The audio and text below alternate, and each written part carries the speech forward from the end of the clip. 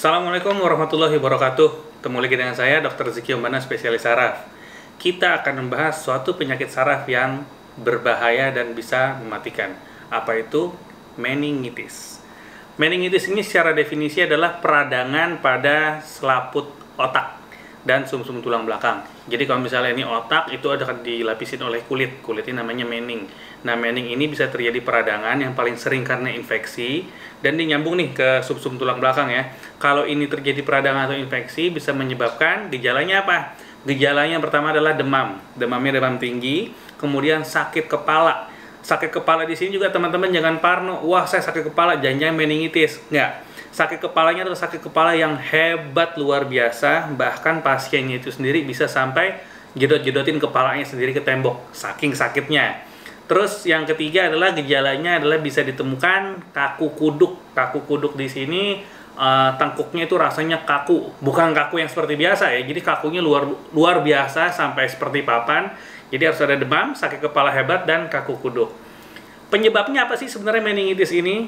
Meningitis itu seringnya disebabkan oleh infeksi. Infeksi yang sering terjadi adalah infeksi bakteri, kemudian infeksi virus, TBC, atau jamur. Meningitis ini sendiri sebetulnya nggak gampang terjadi loh. Jadi otak itu sudah Allah desain, dia memiliki perlindungan supaya nggak gampang terkena infeksi. Namanya sawar darah otak. Tapi apabila daya tahan tubuh kita turun banget, maka si bakteri tadi, virus tadi, penyebab infeksi tadi bisa nyampe ke otak, nembus perlindungan tadi. Karena kenapa? Jadi gini, misalnya ada orang yang punya penyakit di dekat-dekat kepala. Contohnya, dia ada infeksi sinus atau sinusitis. Kemudian dia punya gigi berlubang yang nggak pernah dirawat, nggak diurus lah. Kemudian dia punya riwayat keluar cairan dari telinga, artinya di daerah telinganya diinfeksi.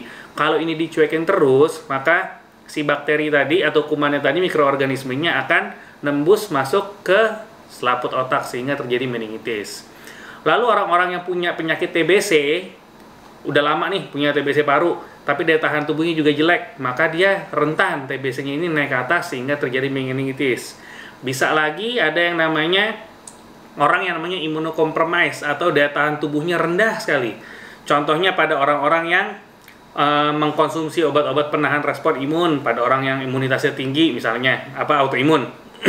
Kemudian bisa juga pada orang-orang yang pasca menerima transplantasi atau cangkok organ, maka kan supaya tidak terjadi reaksi penolakan akan diberikan penekan respon imun.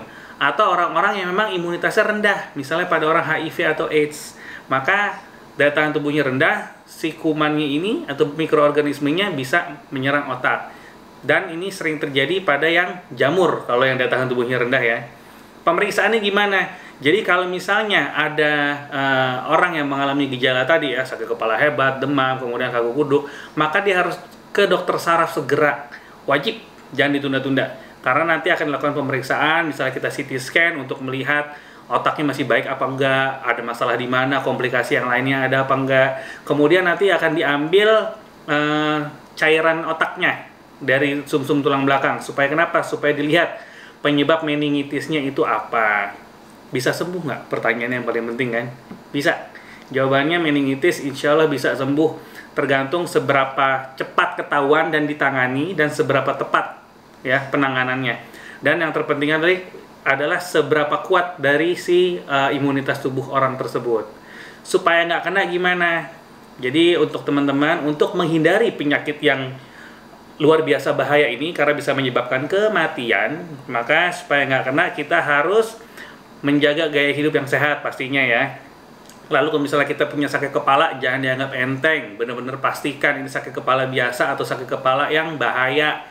Kemudian yang ketiga, kalau misalnya kita punya sinusitis, gigi berlubang, keluar cairan dari telinga, atau punya TBC paru, obatin dengan benar dan tuntas, karena kalau tidak tuntas dia akan berpotensi mengganas atau kumannya lebih galak sehingga bisa menyerang ke otak sehingga terjadi meningitis tadi.